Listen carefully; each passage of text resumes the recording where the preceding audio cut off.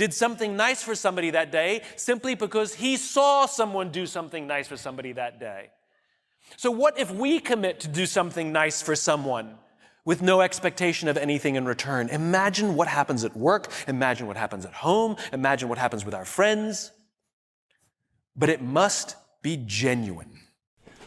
All right, so this might sound a little hard to believe, but we have a trust issue across our entire globe. 22%.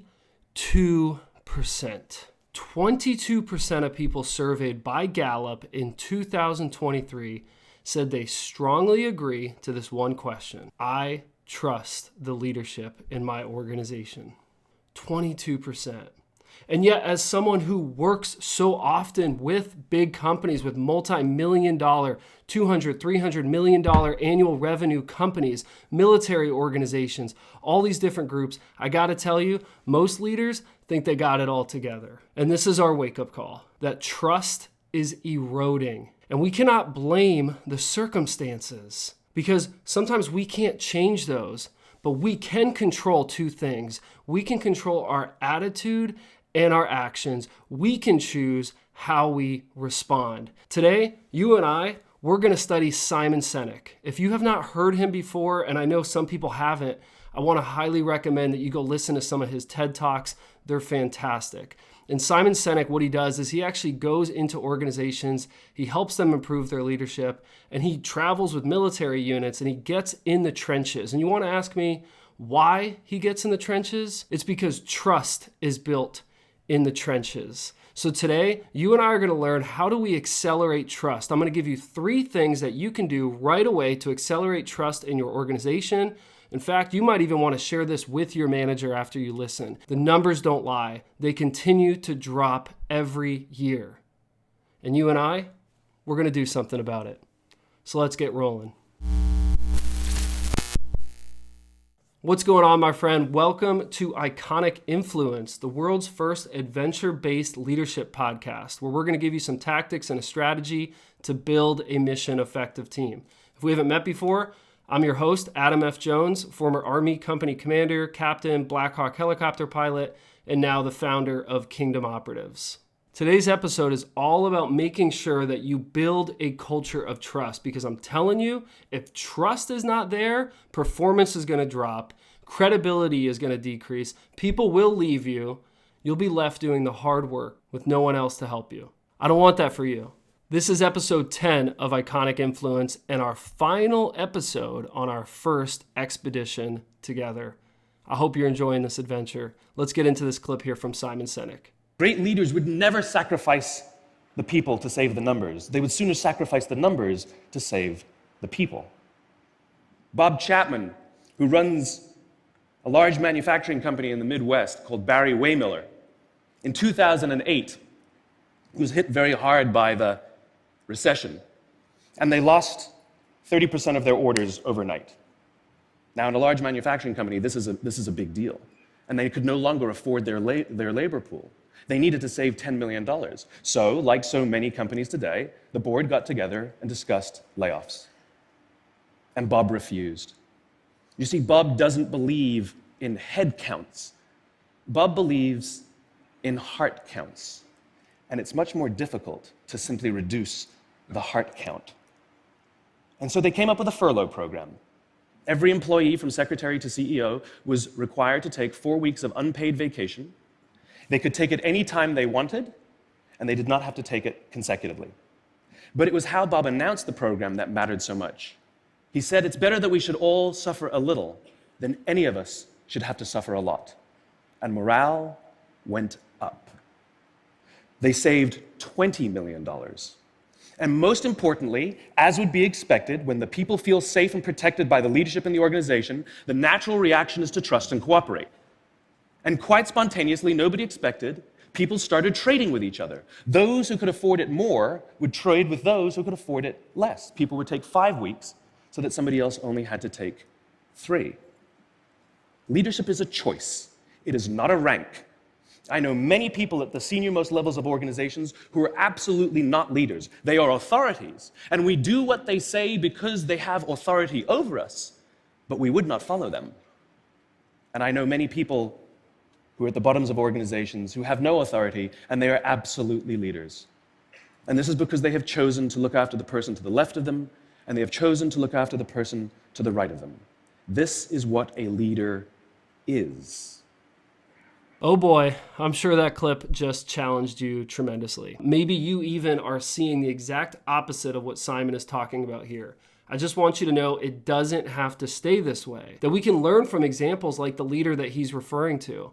We can begin to decide, you know what, enough's enough. I don't care what the rest of the world is doing. I know what my team deserves, because honestly, they're real people who have real lives. You know, one thing for me with the consistent progression of digital transformation, of artificial intelligence, I'm all for it. However, let's not forget that there are people with real lives, real families, real income that they need, real skills that they're developing. Let's not forget about the people. If we want to really help build a team, a mission-effective team, then you better understand, regardless of what processes, what technology you have in place, that you need people. I love seeing how when this leader made a decision that was better for the entire team instead of just for a couple key people, the team took care of itself. And I would make sure to clarify these things. So look, I want you to think about that right now. What is a creative way for you to solve the problem that's right in front of you? What's something new that you can do that maybe the rest of the world hasn't done that will actually accelerate trust with your team? Because they're going to say, you know what? That's a bold move, Cotton. I don't know if you saw that, dodgeball, but that's a bold move. Let's go into this next clip from Simon, and as we do, I'm going to tell you about a company commander that I used to report to that honestly understood this principle better than most. We call them leaders because they go first. We call them leaders because they take the risk before anybody else does. We call them leaders because they will choose to sacrifice so that their people may be safe and protected, and so their people may gain. And when we do, the natural response is that our people will sacrifice for us. They will give us their blood and sweat and tears to see that their leader's vision comes to life. And when we ask them, why would you do that? Why would you give your blood and sweat and tears for that person? They all say the same thing. Because they would have done it for me. And isn't that the organization we would all like to work in? Leadership is not pointing the way. It is going the way. It is showing the way by our own example. If you want to lose trust in your organization, just have people point where to go next instead of going themselves. Think about it this way. Let's say someone was climbing up a mountaintop. There's those people who have absolutely crushed it. They're at the top of the mountain, and they're just motivating people, saying, come on, you can do this, right? And then there's those, the leaders, who actually say, even though it's harder, I'm going to walk back down, expend more of my energy, go get that person, and help them up. I'm going to show them again how this happens. Not only did I go up once, I'm coming back down and I'm going to get them. And I saw these people all the time in the Army where they would say, hey, I finished, but the rest of the team didn't. I'm going back and I'm getting the rest. This is true leadership. Leadership is not pointing the way, it's going the way. It's showing the way through your example. And I said that twice because honestly, I think our world needs to hear that 10 more times, if you ask me. And people actually have to allow it to sink into their heart, sink into their spirit to say, you know what? I'm not setting the example for my team. So how could I expect them to do something? Alan Mulally was the CEO of Boeing. He moved over to Ford. Ford wanted him in there. They said, look, everything's falling apart. We think you're going to be able to help. And guess what he noticed? That all the executives were not using Ford Motor Vehicles. So guess what he did? He said, guys, you don't even believe in the brand yourself. See, we must model before we measure results. Leaders, you're the model. That's your job. Your job is to show the way, go the way, and then help others get there. So now let me tell you about a man that I used to learn from and report to when I was his platoon leader, and then eventually a platoon leader in an adjacent company. I got to learn from him as well. This guy's name is Captain Gabe Evans. And Captain Evans was absolutely one of the best commanders I got to learn from in my time of 10 years in the Army. He was a Black Hawk helicopter pilot. He was the Air Assault Company commander, and he had a top performing team. They loved what he was all about, and honestly, they believed in him. And want to know why? It's because he believed in them. He was selfless in his approach of leadership. He was in the trenches with them, so he built trust. Trust is built in the trenches. Please don't forget that. And what he did is he did the hard work consistently. And he took care of his people. He made sure they were fed. He made sure they were paid. He made sure that they were taken care of. He knew that it was okay to challenge them, but also everyone knew, myself included, that Gabe was there for them. It wasn't that he needed the title or wanted to be a company commander because he thought, hey, it's just part of my progression and then I'll go to the next title. No, I would almost say he could have been a reluctant commander. And honestly, I identify that with myself because I didn't initially want to be a company commander. I was chosen for it. And I thought, well, I'm not ready for it. I bet you Gabe thought the same thing. I think we need some more reluctant leaders who say, you know what? Because this role isn't being filled, because people aren't being taken care of, I'm going to step up and I'm going to do it anyways. Captain Evans not only took care of his team, but his team took care of him.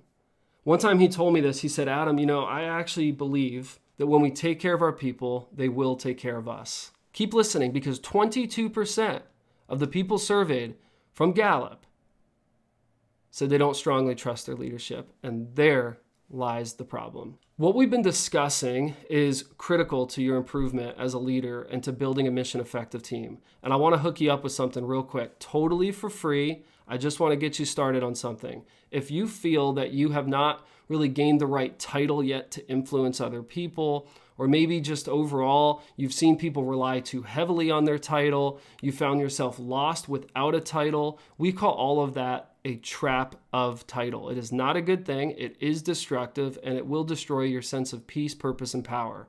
So I want to help you with that. And I wrote a book for you called Weapons of Mass Deception. I want to get that in your hands at no cost to you. I'm going to get you the first 3 chapters right now. All you need to do is text the word kingdom, KINGDOM, kingdom, to 55444. I'm going to get those 3 chapters right in your hand right now digitally so you can get started. And if you want to read more, feel free to do so that you become the leader that other people need most in a time when leaders are missing. Now, let's go to our 3rd and final clip. And if I haven't told you yet, I got a bonus for you at the end that is going to blow your mind. Really great story here and something that, like I said, you could share with your own leader. And the coup of Start With Why was the language, which is I found a neutral language that made those who needed to hear the message. It also was new language that those that were struggling to tell their bosses now had new language. And I got that in the early days of Start With Why. The number of people who came up to me and said, thank you, you've given me language that is helping me tell them the thing I've been trying to tell them for years. So once again, it goes back to language. So let's talk about why then. Yeah. It's the global bestseller. Many, many copies around the world have been and continue to be and will continue to be sold.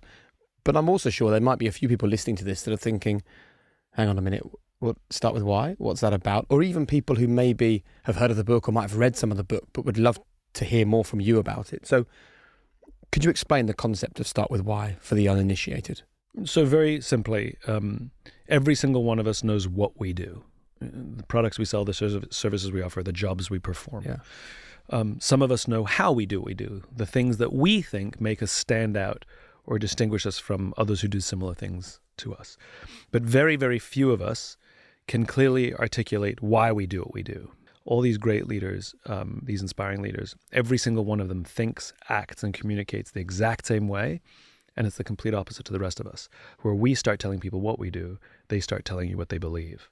And what they do simply serves as tangible proof of what they believe. All right, so to build trust, we need common language. If you see the military as an organization that has high camaraderie, high morale, why is that? Well, yeah, we're also going to fight and serve and protect and defend for one another, but we share common ground, common language, common systems, common structures that we know how to identify with. This is why when you see a veteran, you could have a conversation with them about whatever branch of service they are in, and you just found language that connects you. Also, without that language, other people feel like they're missing out. You might have found that if you are a military person, if you are, someone who's given your life to serving others at one point, you found out that you're the 1%. You're the 1% of the 99% who didn't experience that, which means when we stay on our language of military stuff, we actually can create a gap between the other 99% unless we slow down and explain it. I mean, how would you feel if you didn't have a military background and someone just kept saying acronym after acronym at you? How would you feel? You'd feel like, I'm not really following. This is taking a little bit too much work. And just overall, I don't think I'm your person. But they could be, right? And you could be. We have to connect through common language. So Simon Sinek wrote a book and gave a speech on a topic called Start With Why. It's fantastic. And that's what he's talking about here in that clip. He's saying, I think the reason people were so excited about it was because it gave them language to describe how they were feeling. That is exactly why I wrote Weapons of Mass Deception. I wanted the exact same thing. I wanted people to know, here's some new language to connect us. Because guess what? As leaders, if you want to build trust, one thing you can do right now is you can start to create common language that people can connect to. See, when we have the right language, we can create the right culture. It's possible that one reason we're seeing trust dropping is because there's a gap in the understanding from the top down. People are not communicating effectively, and they're not giving clear language that connects them. Instead, there is a gap, once again, because we use all the fancy terms up here, we don't understand those, and now we are divided. That is not what you want. That will destroy your organization, I promise you that. So start to find ways that you can build common ground using language. All right, we're all about done here. So look, if you've been with me for this long, thank you. This is awesome. I got the final KO Codeword Letter for you. So this is our expedition that we've been on. This is our final letter. This letter will unlock a full exclusive training just for you and those who did the work. If this is your first letter you're getting, well, you're going to have to go back to the beginning episodes and get all the others so that you have the full word to unlock the training. First thing, you're going to go to kingdomoperatives.com/secret. That's right, /secret. Right on there is a page for you. And that page has an exclusive video. You're going to enter in the full password. Now let me give you the letter, all right, just so you got that, because I gotta give you that. The letter is E, echo. Final letter for this expedition. We'll do a milestone episode, and then we'll jump into our next expedition together and continue this adventure on Inconic Influence. Okay, so I know I told you I got you a bonus. This is a really good one. This is about the former Undersecretary of Defense, which, by the way, early in my career, one of my first assignments was I actually conducted policy gap analysis for that office, for the Undersecretary of Defense. So I thought this was really interesting. And I want you to catch this realization that the Undersecretary of Defense had, the former Undersecretary of Defense, because we need to remember this today. But there's a story that I've told before that I live by. It's a former Undersecretary of Defense who was giving a speech at a big conference, 1,000 people or something. And while he's standing on the stage giving his prepared remarks, he stops and interrupts himself and smiles and says, last year I spoke at this exact same conference, and last year I was still the Undersecretary. Last year they flew me here, business class. There was somebody waiting for me at the airport to take me to the hotel. Somebody had already checked me in when I got to the hotel. I came down in the morning. There was somebody else waiting in the lobby to take me in another car to this same venue. They took me in the back entrance. They took me into a green room, and somebody offered me a cup of coffee in a beautiful ceramic cup. He says, this morning, I flew here coach this time. He says, I checked myself into the hotel. This morning I came down and I took a taxi to the same venue. I came in the front door. I find my way backstage. And when I said to somebody, do you have any coffee? They pointed to the coffee machine in the corner, and I poured myself a cup of coffee into this here styrofoam cup. He says, the ceramic cup was never meant for me. It was meant for the position I held. I deserve a styrofoam cup. And I think every successful person on the planet is given ceramic cups. They hold doors open for you. They give you perks. They give you free products, whatever it is. Then they tell you you're beautiful, and they tell you you're funny, and they tell you you're smart, and you feel great. And it's no problem. Enjoy it. Be grateful for it. It's definitely fun. It's definitely surreal. But they're not giving it to you. They're giving it to the position that you currently occupy. They're giving it, then the next person, they'll give it to them. And there's a guy I know who's a big CEO who retired recently, and there's a big fancy party that was being thrown. This is a true story. It was a big fancy party, and he was talking to a friend of his, like, hey, did you get your invitation? And the guy goes, yeah. He goes, I didn't get mine. It must have gotten lost. He didn't realize that they were never inviting him to the party all these years. They were inviting the CEO of this company that happened to be him. Yep. He completely missed the plot. And so, like I said, enjoy the perks, but they're not meant for you. And I think the people that think that they deserve the ceramic cup, they've missed the plot. We all deserve styrofoam cups. The title deserved the better cup. One day, you will lose pretty much all the titles you have worked to gain. And you might find yourself, just like I did, after I was no longer a Black Hawk pilot, I was no longer a captain. These were just things I did, not identities that I had. You might find yourself feeling absolutely lost. Feeling like you have no idea how to fit into the world anymore because that rank opened up the doors for you. People talked to you because you were the company commander. People gave you respect because you were the battalion commander. People looked at you a certain way because you were the admiral. And then one day, you're not. It's all over. And now, only your first and last name go with you. Who are you then? This is killing people. The trap of title wants you to think, I need that title because once I have it, people will listen to me. The next thing the trap of title wants you to do, which by the way, I call a weapon of mass deception. It's a destructive weapon. It's hurting a lot of people. But the second thing it wants to do to you is it wants you to think, now that I have this title, people will listen and I don't want to lose it. People begin to love that title, that label that they've been given. They fought so hard for it. And now all of a sudden, they might have some authority, but I bet you if they haven't done this the right way, they might not really have lasting influence. So then what happens? They play the politics game. They start trying to keep their rank, keep their title, play it safe. They don't want to make their boss unhappy because they don't want to get fired. This is where they want to stay. So then you play it safe, you don't take risks, and you don't lead, you don't go the way, you don't show the way, and you lose your influence with your team. And then lastly, the third thing the trap of title wants you to do is to think, now that I've lost it, maybe it's just because you ran out of time, you're done, you're not working there anymore. Now that I've lost that title, I don't know who I am. I don't know what value I add. I don't know how I can find a way to belong anymore. People don't get me.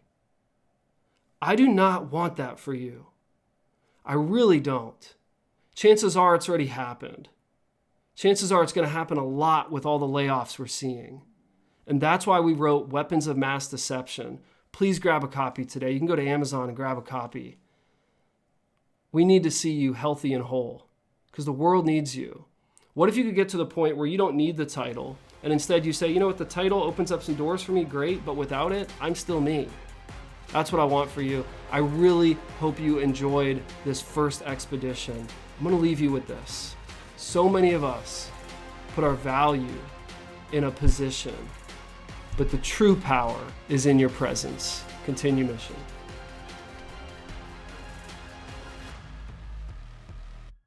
Hey, real quick, just wanted to let you know what is next, what's coming up here on Inconic Influence. First of all, if you've completed all the episodes, then you have completed what we call Expedition Activate. You've been going on a journey with me for these past 10 episodes. If this is brand new to you, all you need to do is go back and listen to episode 1 through 9, and you're good to go. You'll have all the letters, and you'll be able to go to kingdomoperatives.com/secret, and you'll be able to access a rare training that only people who do the work will have access to. I promise you, It is worth it. Our next expedition will be starting very soon. We're going to have a milestone episode. So this milestone is going to be an actual live interview with someone else that I just think can add so much value to this community based on the comments I've seen. And then we will jump into our next checkpoint on this upcoming expedition. Can't wait to see you there. So thank you for joining the adventure, and thank you for listening to Inconic Influence.